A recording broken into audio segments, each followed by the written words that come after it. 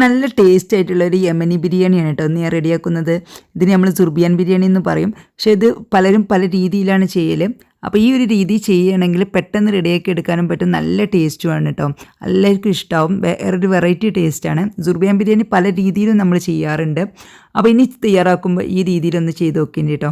നല്ല ടേസ്റ്റാണ്. ഇത് വെച്ചിട്ട് ചിക്കൻ വെച്ചിട്ടും മട്ടൻ വെച്ചിട്ടൊക്കെ ചെയ്യാൻ പറ്റും കേട്ടോ. ചിക്കൻ വെച്ചിട്ടാണ് ഒന്നും കൂടി ടേസ്റ്റ് കിട്ടിയിട്ടുള്ളത്. അപ്പോൾ ഞാൻ ഇന്ന് ചിക്കൻ വെച്ചിട്ടാണ് കേട്ടോ റെഡിയാക്കുന്നത്. അപ്പോൾ ഇനി ഉണ്ടാക്കുമ്പോൾ ഈ രീതിയിലൊന്ന് ഉണ്ടാക്കിയിട്ടൊന്ന് ഫീഡ്ബാക്കൊക്കെ ഒന്ന് അറിയിക്കണം കേട്ടോ. അപ്പോൾ നമുക്കിത് ഇങ്ങനെ ചെയ്തെടുക്കുന്നത് നോക്കാം. ഈ ഒരു സുർബിയാൻ ബിരിയാണി റെഡിയാക്കി എടുക്കാൻ വേണ്ടിയിട്ട് നമുക്ക് ഈ സവാള കനം കുറച്ചരിഞ്ഞിട്ട് ഒന്ന് ഫ്രൈ ചെയ്തെടുക്കണം. അതാണ് ഈ ഒരു ബിരിയാണി ഉണ്ടാക്കുന്ന ഏറ്റവും വലിയ ബുദ്ധിമുട്ട് കേട്ടോ. അത് കുറച്ച് ടൈം എടുക്കും. അപ്പോൾ അതിൻ്റെ എളുപ്പത്തിന് വേണ്ടിയിട്ട് നമ്മൾ ബിരിയാണി ഏത് പാനിലാണോ ദമ്മിടുന്നത് ആ ഒരു പാൻ അടുപ്പത്ത് വെച്ചിട്ട് ചൂടാക്കിയിട്ട് അതിലോട്ട് ഞാൻ ഒരു 6 ടേബിൾ സ്പൂൺ ഓയിലും 3 ടേബിൾ സ്പൂൺ ഗീയും കൂടി ഒഴിച്ച് ചൂടായി വരുന്ന സമയത്ത് നമ്മൾ എടുത്ത് വെച്ചിട്ടുള്ള 4 സവാള കനം കുറച്ച് അരിഞ്ഞതാണ് അത് ഇതിലോട്ട് മൊത്തത്തിലിട്ട് കൊടുക്കുകയാണ് കേട്ടോ. എന്നിട്ടാണ് വഴറ്റിയെടുക്കുന്നത്. അപ്പോൾ ഇത് എളുപ്പത്തിന് വേണ്ടിയിട്ട് ചെയ്യുകയാണ്. ഇങ്ങനെ ചെയ്യുമ്പോൾ നമുക്ക് സവാള നല്ല ക്രിസ്പി ആയിട്ടൊന്നും കിട്ടില്ല കേട്ടോ. ക്രിസ്പി ആയിട്ട് കിട്ടണം എന്നുണ്ടെങ്കിൽ നല്ല ഇരുമ്പിൻ്റെ ചീനച്ചട്ടിയിൽ കുറേ കൂടുതൽ ഓയിൽ വെച്ചിട്ട് കുറേശ്ശെ സവാള ഇട്ടിട്ട് മീഡിയം ഫ്ലെയിമിൽ വെച്ചിട്ട് നല്ല പോലെ ക്രിസ്പി ആയിട്ട് ഫ്രൈ ചെയ്തെടുക്കണം. എങ്ങനെ ചെയ്താലും ക്രിസ്പി ആയാലും ക്രിസ്പി അല്ലാതായാലും അല്ലാതെ എടുത്താലും നമ്മൾ ഈ ഒരു ബിരിയാണിയിലോട്ട് ഈ സവാള അരച്ചിട്ടാണ് ചേർക്കുന്നത് കേട്ടോ. അപ്പോൾ അങ്ങനെ എങ്ങനെയായാലും കുഴപ്പമില്ല.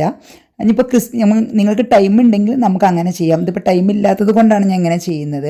ഇതിപ്പോൾ നമുക്ക് ഹൈ ഫ്ലെയിമിൽ വെച്ചിട്ട് നമുക്ക് കൂടെ തന്നെ നിന്നിട്ട് ഇളക്കി കൊടുക്കാം. അല്ലെങ്കിൽ നമുക്ക് ഇത് ഇവിടുന്ന് പോകണം എന്നുണ്ടെങ്കിൽ നമുക്ക് ഒരു മീഡിയം ഫ്ലെയിമിൽ വെച്ചിട്ട് ഇടയ്ക്ക് ഇളക്കി കൊടുത്താൽ മതി കേട്ടോ. അപ്പോൾ ഞാൻ ഇത് മീഡിയം ഫ്ലെയിമിൽ വെച്ചിട്ട് ഇടയ്ക്ക് ഇളക്കി കൊടുക്കുന്ന രീതിയിലാണ് വെച്ചിട്ടുള്ളത്. ആ സമയം കൊണ്ട് നമുക്ക് ബാക്കിയുള്ളതൊക്കെ റെഡിയാക്കി എടുക്കാം. ഇനി നമുക്ക് ഇതിലോട്ട് 4 കപ്പ് ബസ്മതിയുടെ വൈറ്റ് റൈസാണ് എടുത്തിട്ടുള്ളത് കേട്ടോ. ഇന്ത്യ ഗേറ്റിൻ്റെ ബസ്മതി റൈസാണ് എടുത്തിട്ടുള്ളത്. നല്ലപോലെ കഴുകിയതിന് ശേഷം നമുക്കിതൊന്ന് അരമണിക്കൂറൊന്ന് കുതിരാനായിട്ട് മാറ്റി വെക്കാം. പിന്നെ വേണ്ടത് നമുക്ക് ഇതിലോട്ട് കുങ്കുമപ്പൂവാണ്. കുങ്കുമപ്പൂ ഞാൻ ലേശം 1/4 കപ്പ് പാലിലും കുതിരാനായിട്ട് വെച്ചിട്ടുണ്ട്, 1/4 കപ്പ് വെള്ളത്തിലും കുതിരാനായിട്ട് വെച്ചിട്ടുണ്ട്. ഒരു പിഞ്ച് രണ്ടിലോട്ട് ഇട്ടിട്ടുണ്ട് കേട്ടോ. അപ്പോൾ ഇത് നമുക്ക് ഒന്ന് ചിക്കനിലോട്ട് ഒന്ന് ദം ചെയ്യുമ്പോഴും ഒഴിച്ചു കൊടുക്കാനുള്ളതാണ്. പിന്നെ 1 കിലോ ചിക്കന് ഇതുപോലെ വലിയ പീസായിട്ട് കട്ട് ചെയ്തിട്ട് നല്ലപോലെ കഴുകിയിട്ട് വെള്ളം വരാനായിട്ട് വെച്ചിട്ടുണ്ട്. ഈ സമയത്ത് നമ്മൾ സവാള വയന്ന് ഏകദേശം വന്നിട്ടുണ്ട് കേട്ടോ. നമുക്ക് ഇനി ഒന്ന് ഹൈ ഫ്ലെയിമിലോട്ട് ആക്കിയിട്ട് നമുക്കിത് ഒപ്പം നിന്ന് ഇളക്കിയിട്ട് ഇത് ഈ എണ്ണയിൽ നിന്ന് മാറ്റാം. സവാള കരിഞ്ഞു പോയരുത് കേട്ടോ. കരിഞ്ഞു പോയാൽ നമ്മളുടെ ബിരിയാണിയുടെ ടേസ്റ്റേ മാറിപ്പോവും. അത് മാത്രം ശ്രദ്ധിച്ചാൽ മതി. ക്രിസ്പി ആയില്ലെങ്കിലും കുഴപ്പമൊന്നുമില്ല. അങ്ങനെ കുഴഞ്ഞ് നിന്നോളൊന്നും കുഴപ്പമില്ല. കാരണം നമുക്കത് അരച്ചെടുക്കാനുള്ളതായത് കൊണ്ട് ആ ഒരു സവാളയുടെ ഫ്ലേവർ കിട്ടാൻ വേണ്ടിയിട്ടാണ്.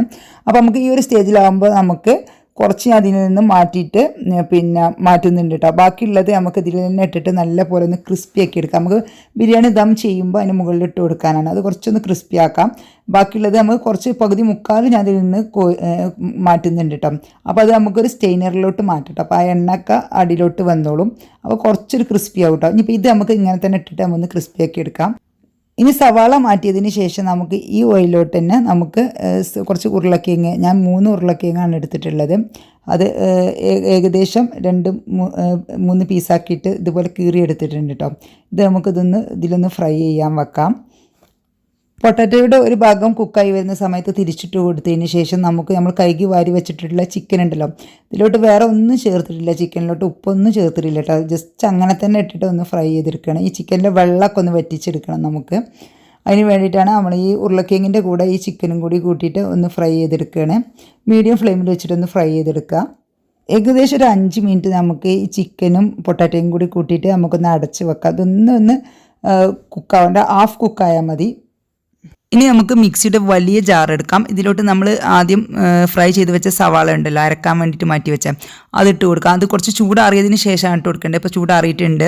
അത് ഈ ഒരു ജാറിലോട്ട് ഇട്ട് കൊടുത്തിട്ടുണ്ട്. പിന്നെ 1/2 കപ്പ് അധികം പുളിയില്ലാത്ത തൈരും, അതുപോലെ തന്നെ ഒരു 3 ടേബിൾ സ്പൂൺ ഇഞ്ചി വെളുത്തുള്ളി പേസ്റ്റും, പിന്നെ അതുപോലെ തന്നെ പട്ട, ഗ്രാമ്പ്, ഏലക്ക, 1 ടീസ്പൂൺ ചെറിയ ജീരകം പൊടിച്ചത്, അതുപോലെ തന്നെ 1/4 ടീസ്പൂൺ മഞ്ഞൾപ്പൊടി, 1/4 ടീസ്പൂണ് മല്ലിപ്പൊടി, പിന്നെ നമുക്ക് എരിവിന് ആവശ്യമായ കുരുമുളക് പൊടി കേട്ടോ, നല്ല എരിവ് വേണമെന്നുണ്ടെങ്കിൽ കൂടുതൽ ഇട്ട് കൊടുക്കാം. എല്ലാം കൂടി ചേർത്തിട്ട് നമുക്ക് നല്ലപോലെ ഗ്രൈൻഡ് ചെയ്തിട്ട് നമ്മൾ പൊട്ടാറ്റയും ചിക്കനും വേവിക്കാൻ വെച്ചിട്ടുണ്ടല്ലോ അതിലോട്ട് ഈ അരപ്പ് ഇട്ട് കൊടുത്തതിന് ശേഷം നമുക്ക് ഈ മിക്സിയുടെ ജാറിലോട്ട് കുറച്ച് വെള്ളം കൂടി ഒഴിച്ചിട്ട് ആ ഒരു ജാറൊന്ന് കഴുകിയിട്ട് ഒഴിച്ചു കൊടുത്തിട്ട് നല്ലപോലെ മിക്സാക്കി കൊടുത്തതിന് ശേഷം കുറച്ച് മല്ലിയിലയും 2-3 പച്ചമുളക് കീറിയതും കൂടി ഇട്ട് കൊടുത്തിട്ട് നമ്മൾ കുതിരാനായിട്ട് വെച്ചിട്ടുണ്ടായിരുന്ന ആ കുങ്കുമപ്പൂ ഉണ്ടല്ലോ പാലിൽ ഇട്ടിട്ട് അതും കൂടി ഫുള്ളായിട്ട് ഒഴിച്ചു കൊടുത്തിട്ട് പാകത്തിന് ഉപ്പും കൂടി ചേർത്തിട്ട് നല്ല പോലെ ഒന്ന് ഇളക്കി കൊടുക്കുക. എന്നിട്ട് ഉപ്പൊക്കെ ഒന്ന് നോക്കുക, എരിവും ഉപ്പൊക്കെ നോക്കുക. ഉപ്പ് കുറവുണ്ടെങ്കിൽ ഉപ്പിട്ട് കൊടുക്കുക, എരിവ് കുറവുണ്ടെങ്കിൽ കുരുമുളക് പൊടി ചേർത്ത് കൊടുക്കാം, അല്ലെങ്കിൽ പച്ചമുളക് കീറിയിട്ട് കൊടുക്കട്ടോ. ഈ ഒരു സമയത്ത് ഞാൻ അരി വേവിക്കാൻ വെച്ചിട്ടുണ്ട്.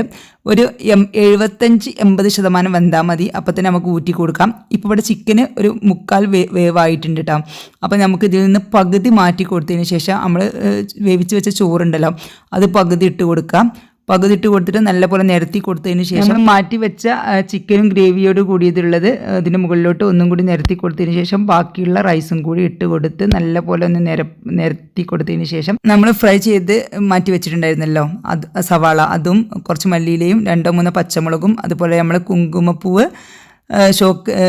കുതിരാനായിട്ട് വെച്ചിട്ടുണ്ടായിരുന്നില്ല കുറച്ച് ബാക്കിയുള്ളത് അതും കൂടി ഇട്ട് കൊടുത്തതിന് ശേഷം നമുക്ക് ഇതിൻ്റെ മുകളിലോട്ട് കുറച്ച് ബദാമും അണ്ടിപ്പരിപ്പും ഒന്ന് ഫ്രൈ ചെയ്തിട്ട് അതും കൂടി വെച്ച് കൊടുത്തതിന് ശേഷം നമുക്കിതൊന്ന് ദം ചെയ്തെടുക്കാം. ഒരു 15 മിനിറ്റ് ലോ ഫ്ലെയിമിൽ ദം ചെയ്തതിന് ശേഷം നമുക്കിതൊന്ന് ഇളക്കിയിട്ട് ഒന്ന് വിളമ്പാവുന്നതാണ്. ഒരു 10 മിനിറ്റ് ദം ചെയ്തിട്ടേ ഉള്ളൂ. ഞാൻ രാവിലെ തന്നെ ആയതുകൊണ്ട് തന്നെ ഇപ്പം തന്നെ ടിഫിൻ ബോക്സിലോട്ട് വെക്കാൻ സമയമായിട്ടുണ്ട്. അപ്പോൾ ഇത് ഇളക്കുമ്പോൾ ശ്രദ്ധിക്കാനുള്ളത് മൊത്തത്തിൽ നമ്മൾ സാധാരണ ബിരിയാണി മിക്സ് ആക്കുന്ന പോലെ മിക്സ് ആക്കാതെ കുറച്ചൊന്നും മിക്സ് ആക്കിയാൽ മതി കേട്ടോ. അപ്പോൾ നല്ല ടേസ്റ്റാണ്. അപ്പോൾ എല്ലാവരും ട്രൈ ചെയ്ത് നോക്കിയിട്ട് ഫീഡ്ബാക്കൊക്കെ അറിയിക്കുക. ഇഷ്ടമായാൽ ലൈക്ക് ചെയ്തിട്ട് ഫ്രണ്ട്സ് ആൻഡ് ഫാമിലിക്ക് വേണ്ടിയിട്ട് ഷെയർ ചെയ്തെടുക്കുക. ചാനൽ ഇഷ്ടമാവുന്നുണ്ടെങ്കിൽ സബ്സ്ക്രൈബ് ചെയ്തിട്ട് സപ്പോർട്ടും ചെയ്യുക. എല്ലാവർക്കും